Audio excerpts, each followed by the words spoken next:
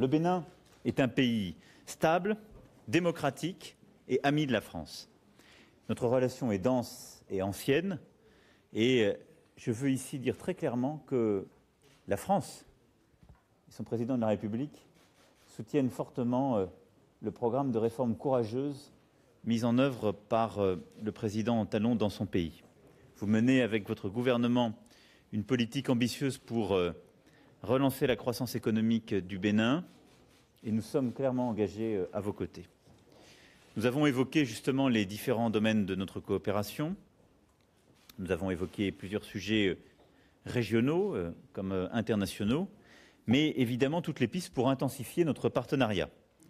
Un document cadre sera signé lors de votre visite avec le secrétaire d'État Jean-Baptiste Lemoyne à cet effet. Et je voudrais revenir sur, à mes yeux, 5 priorités de ce partenariat. La première en matière de santé, c'est le futur centre hospitalier universitaire d'Abomey-Calavi et dire ici très clairement que nous confirmons la garantie de la Banque publique d'investissement avec une assurance crédit de 175 millions d'euros pour ce projet.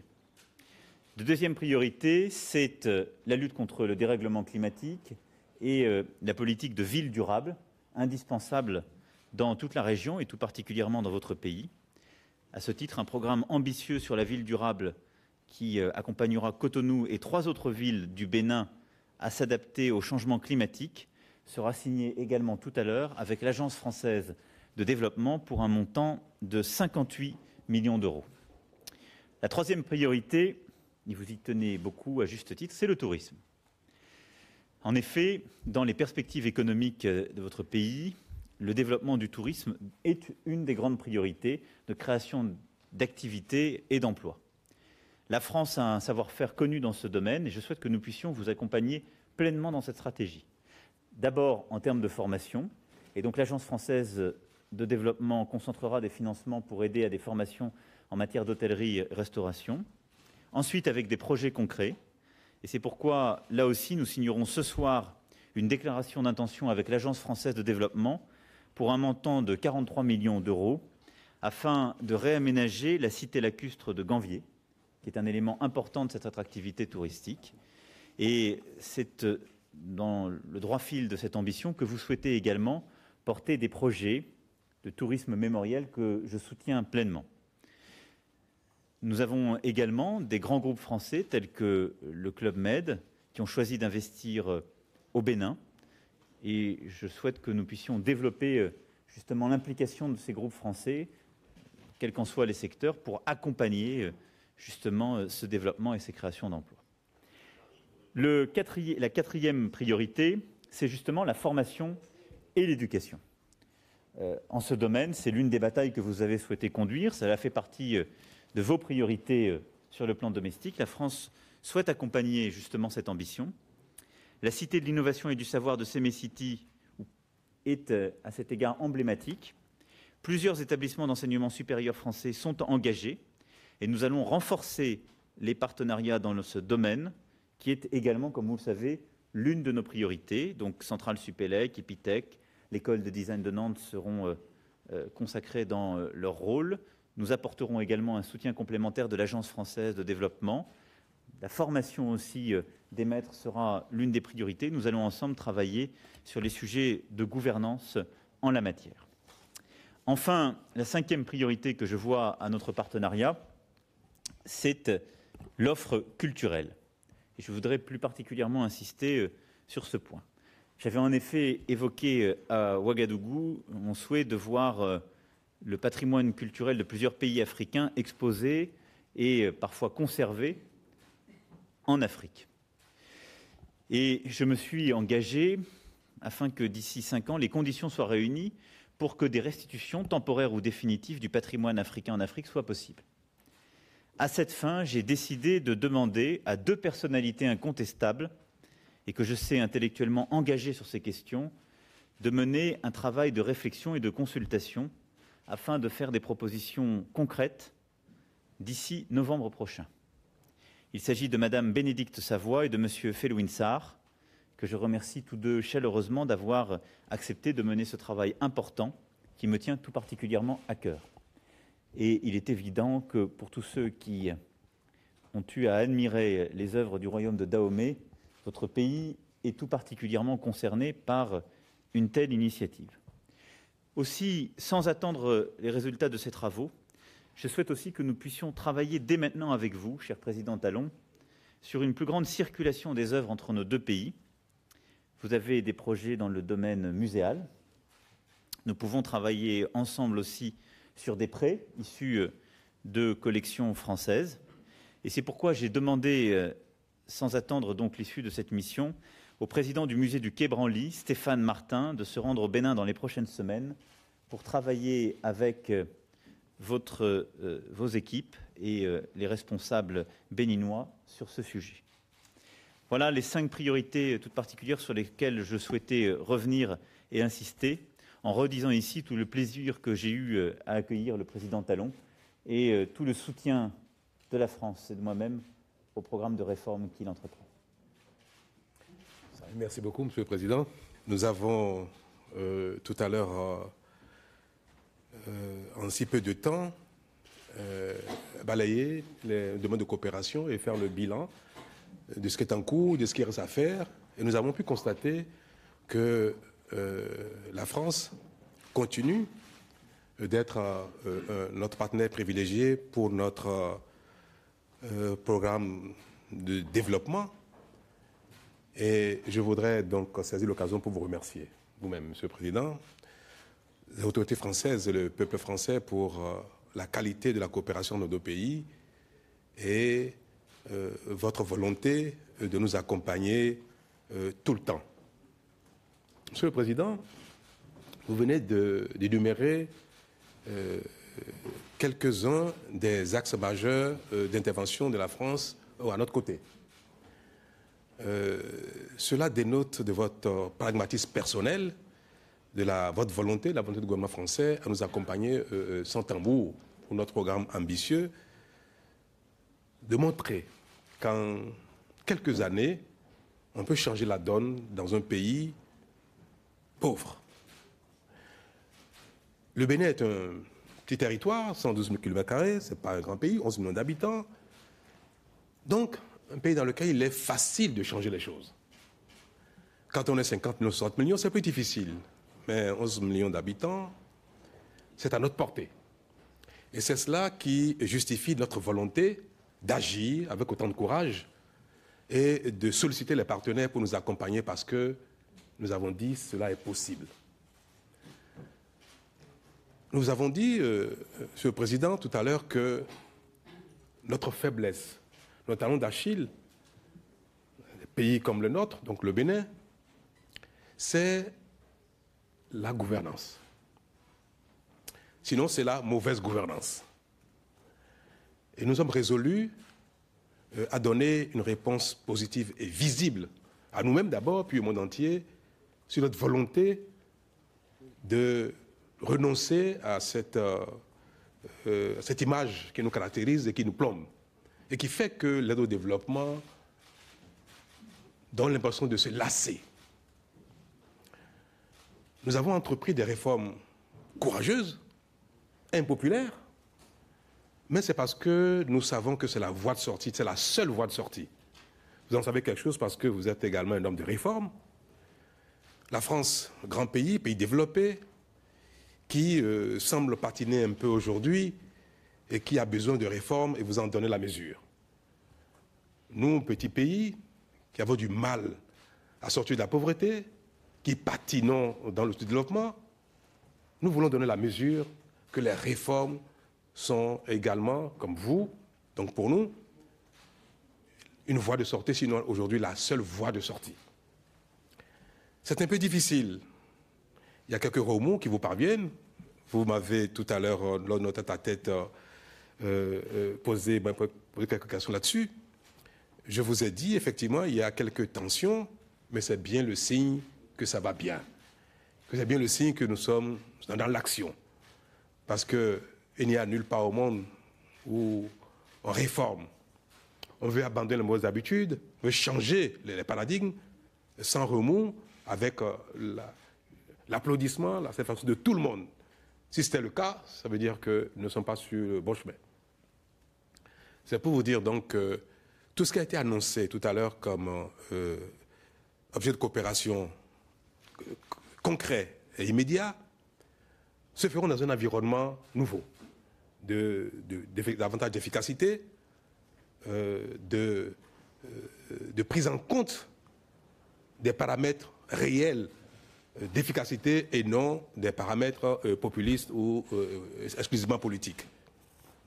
Nous allons, dans les 5 domaines que vous avez évoqués, Monsieur le Président, attendre que les choses se concrétisent assez vite, mais c'est déjà le cas dans beaucoup de domaines, puisque sans grand bruit, depuis quelques mois, nous avons conduit ce projet d'hôpital de Calavi avec l'accompagnement en termes de garantie de la BPI à un niveau de financement jamais égalé en si peu de temps.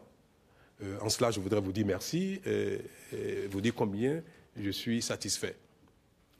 Je voudrais pour finir, Monsieur le Président, dire au gouvernement français que dans le domaine du tourisme, qui est pour nous un secteur de développement certain à cause de la panoplie de patrimoine que nous avons, je voulais vous dire que nous comptons beaucoup sur la France pour nous accompagner dans la coopération muséale. Et vous venez d'annoncer tout à l'heure des mesures concrètes, des décisions, de mise en œuvre de votre promesse. Et à ce titre, je voudrais que vous soyez personnellement le premier acteur de la mise en œuvre en nous rendant visite au Bénin pour nous donner l'assurance que le tout premier bénéficiaire, le tout premier touriste, la toute première personne qui constatera les bienfaits de cette dynamique, ce sera bien vous. Je vous ai invité à venir au Bénin assez rapidement. Vous m'avez promis que ça se fera assez rapidement. Je voudrais que cela puisse se concrétiser et que, devant nos concitoyens, vous pouvez également dire ce que vous pensez des réformes. Ce que sont les réformes en France, ce que sont les réformes dans le monde et ce que les réformes peuvent nous apporter. Ce n'est pas parce que nous avons besoin d'une caution extérieure, mais nous avons besoin de partager avec nos concitoyens aujourd'hui les paramètres qui sont incontournables pour le développement. Il serait bon que partout on entende, les gens entendent que sortir du sous-développement, ne plus marquer le pas, c'est forcément faire des réformes. C'est sur cette note que je voudrais donc finir mon propos en vous remerciant pour votre appréciation de ce que nous faisons dans ce domaine et l'encouragement que vous m'avez adressé tout à l'heure en me disant c'est la seule voie, continuez. Merci. Merci, Président. Nous allons maintenant prendre 2 questions. Merci, bonsoir Monsieur le Président. Je suis Vianney Hassani, correspondant à Paris de la télévision béninoise Canal 3. Ma question porte sur les réformes et s'adresse aux 2 présidents. Je voudrais tout d'abord vous demander, Monsieur le Président Macron, quel regard vous portez sur les réformes au Bénin. Je pense que c'était au cœur de vos échanges et de vos 2 expressions tout à l'heure. Quel regard vous portez sur ces réformes? Vous-même, ici en France, vous êtes considéré comme un président réformateur et votre homologue du Bénin est perçu comme un réformateur qui parfois a tendance à passer en coup de force, voire à toute vitesse. Est-ce que vous auriez une vision, une doctrine, j'utiliserai même un terme qui sans doute va vous faire plaisir, une philosophie des réformes que vous pourriez partager avec votre homologue béninois Patrice Talon, à qui j'adresse enfin le 2e volet de ma question, à savoir la question de la lutte contre la corruption, la question de l'assainissement du climat des affaires, qui sont aussi en lien bien entendu étroit avec les réformes. Est-ce que les récents résultats qui ont été publiés par Doing Business notamment, qui mentionnent que le Bénin a progressé en ces matières, signifient que la question de la lutte contre la corruption et l'assainissement du climat des affaires, c'est des questions qui sont définitivement réglées au Bénin, que c'est des avancées qui sont réellement faites et que ça constitue aujourd'hui un bilan déjà pour vos réformes. Je vous remercie, Monsieur le Président. Bien. Sur ce sujet, je me garderai bien d'abord de faire des comparaisons trop hasardeuses, tant chaque pays a sa spécificité, les contextes et psychologies sont différentes. Je sais simplement une chose, pour m'intéresser à l'Afrique et à chacun des pays et des dirigeants que j'ai ici l'occasion de voir ou de visiter. C'est qu'il y a un besoin profond de réforme, de transformation de l'action publique, de cadre de l'action privée et de ce qu'on appelle de manière générique une bonne gouvernance. Et je considère que le président Talon a engagé une série de réformes sur différents secteurs d'activité, comme vous l'avez évoqué en matière de lutte contre la corruption, qui étaient absolument indispensables et qui vont dans la bonne direction. Et je pense qu'en la matière, on n'a jamais fini le travail. Je ne veux pas répondre à la deuxième question qui ne m'était pas adressée, mais je pense que c'est justement au moment où on commence à en voir les effets positifs dans des classements internationaux qu'il faut poursuivre ce travail de manière inlassable. Et c'est surtout pour avoir une performance économique, pour avoir une performance sociale et pour que les concitoyens en voient les pleins effets qu'il faut poursuivre ce genre de réforme. Quand on réforme, on bouscule des habitudes, on bouscule des intérêts acquis et on bouscule des acteurs qui se sont installés dans l'inefficacité collective. Et donc ça ne fait pas forcément plaisir et je sais toute la difficulté parfois que le président a affrontée, mais je pense que c'est indispensable et je lui réitère ici tout notre soutien dans ce programme courageux de réforme qui est absolument indispensable pour son pays. Bien, pour répondre à votre question, je vais vous exprimer un sentiment personnel qui montre mon état d'esprit en cette matière. La lutte contre l'impunité, la corruption et les résultats que nous sommes en train d'observer et qui m'encouragent à continuer dans ce sens. Vous savez, à mon âge et pour le parcours qui a été le mien au Bénin, il ne serait pas sincère de dire que je n'ai aucune responsabilité dans l'état dans lequel se trouve le Bénin. Il faut le dire, la responsabilité est partagée par malheureusement beaucoup d'entre nous béninois, dont moi-même. Et l'état dans lequel se trouve le pays, d'inégalités remarquables, une minorité s'accapare un peu trop des maigres ressources du pays, la mauvaise gouvernance, l'inéquité, autant de choses qui, donc, comme je viens de le dire, ont pu profiter à une minorité, dont moi-même. Et être dans mes fonctions actuelles, avoir cette opportunité pour réparer et m'abstenir de le faire, ce serait louper une occasion de rentrer dans l'histoire. Ce serait une occasion louper une occasion qui vous permettrait, à la fin de sa vie, de se regarder dans le miroir et dire « J'ai accompli quand même ma mission sur Terre », même si, par moments, on n'a pas été à la hauteur des attentes de nos concitoyens, de notre environnement, et que nos intérêts personnels ont pu peut-être nous aveugler. Parce que la nature humaine prospère d'abord par son ambition personnelle. Notre ambition individuelle nous conduit dans la vie. À un moment donné, nous pouvons, au-delà de nos ambitions personnelles, de satisfaction matérielle de nos besoins, chercher le mérite par des actions qui vont au-delà de nous-mêmes pour satisfaire un environnement plus large que le nôtre. Souvent, l'âge l'apporte ça quand on l'a pas au début de sa vie. Donc j'ai un parcours qui matériellement, pour moi, m'est satisfaisant, méritoire, j'aime bien le dire, mais l'opportunité que j'ai aujourd'hui d'agir, je ne veux pas ne pas la saisir. Et passer 5 ans et partir en ayant seulement eu le mérite de la fonction, jouir des différences que génère cette charge et ne pas assumer la difficulté, même la partie corvéable de la chose. Et c'est pour ça que, bien que je paraisse aujourd'hui très impopulaire, que mes partisans, mes amis, les parents trouvent que c'est trop dur et que la lutte contre l'impunité paraît déranger même les gens les plus proches, je ne vais pas lâcher prise. parce que j'ai l'assurance que cela va contribuer à une meilleure expression du talent de chacun demain. Que le travail de chacun donnera davantage de résultats si l'environnement est assaini. Et c'est pour ça que nous allons continuer. Je vais continuer dans ce sens. Nous allons prendre une deuxième question. Oui, Monsieur le Président, bonsoir. Donc Clémentine Pavlotsky du service Afrique de RFI. Alors j'ai une question pour Monsieur Talon, une question pour Monsieur Macron.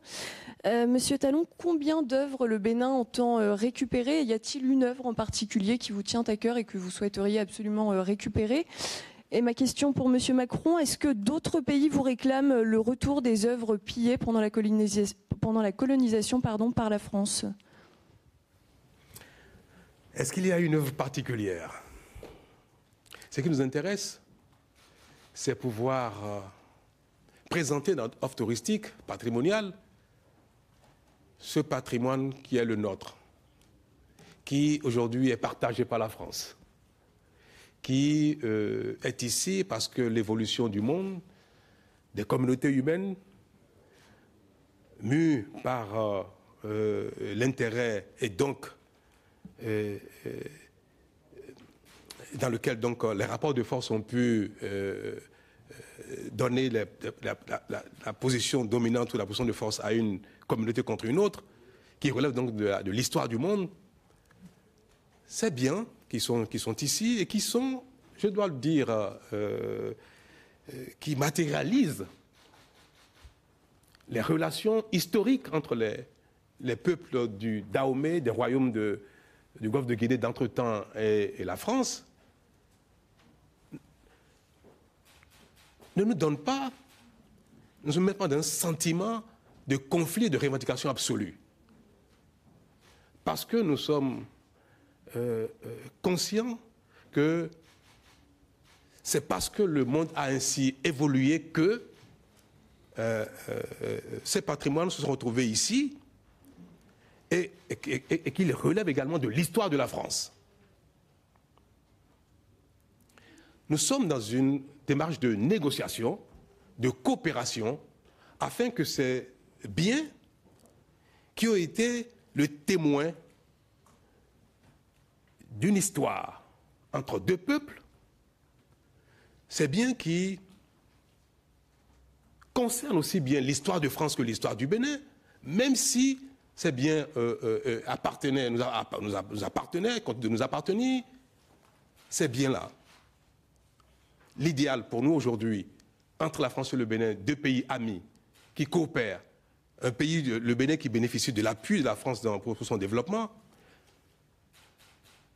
ce contexte, cet état d'esprit nous met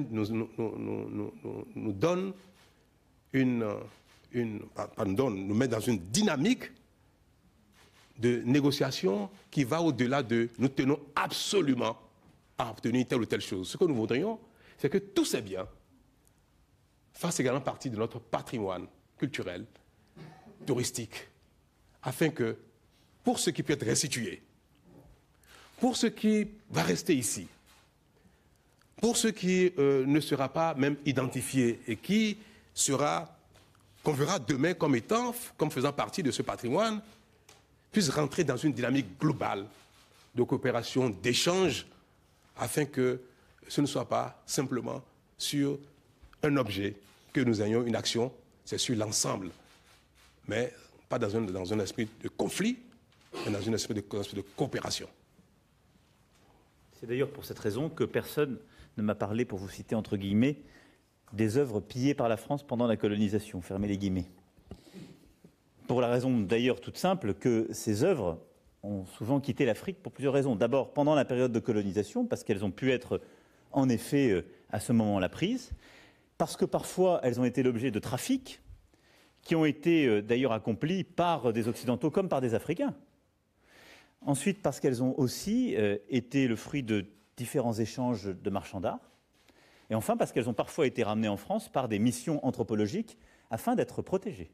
Ce qui est le cas d'ailleurs de plusieurs de ces œuvres qui, pour certaines, viennent de l'ancien royaume du Dahomey et qui sont exposées au musée du Quai Branly, avec des grandes missions anthropologiques qui ont marqué l'histoire française du XXe siècle. Donc je ne serai pas aussi caricatural que votre formule, et c'est d'ailleurs dans cet esprit-là que j'ai souhaité voir ces œuvres circuler, pour certaines être restituées, pour d'autres être prêtées. Il faut pour cela qu'il y ait un cadre. C'est le but de la mission Savoie-Sarre. Pourquoi? Un cadre pour que ces œuvres soient protégées. S'il n'y a pas les conditions de bonne conservation, s'il n'y a pas les professionnels pour les protéger, s'assurer qu'il n'y aura aucun trafic, qu'il n'y aura aucune attaque, qu'elles ne seront pas perdues, nous ne ferions pas notre travail collectif. Et donc, il y a là un cadre de partenariat scientifique, muséographique, culturel, qui doit être construit. C'est l'objet de cette mission donc, qui se déroulera durant l'année. Mais je pense qu'il y a aussi certaines œuvres sur lesquelles la problématique est parfois plus aisée. Il y a aussi des pays qui sont plus avancés que d'autres dans cette volonté, ce qui est le cas du Bénin et qui fait que j'ai souhaité que, pendant même que cette mission expertise un cadre d'ensemble, nous puissions envisager justement une décirculation de certaines œuvres d'art, peut-être plus simples, dès cette année. Voilà très concrètement les choses, mais ça n'est ni le fruit d'un passé unique ou univoque, mais ce que j'ai souhaité initier lors du discours de Ouagadougou, c'est une volonté ferme de bien faire les choses. Et pas simplement de dire il faut renvoyer des œuvres, parfois dans des pays qui ne sauront pas les protéger, dans des pays où ils seront parfois, où ces œuvres seront livrées elles-mêmes, voire feront l'objet de nouveaux trafics. Et il faut en la matière avoir une vraie rigueur à tous égards si on y tient vraiment. C'est notre cas. Merci beaucoup. Merci messieurs, dames. Merci, Président. Monsieur le Président, merci.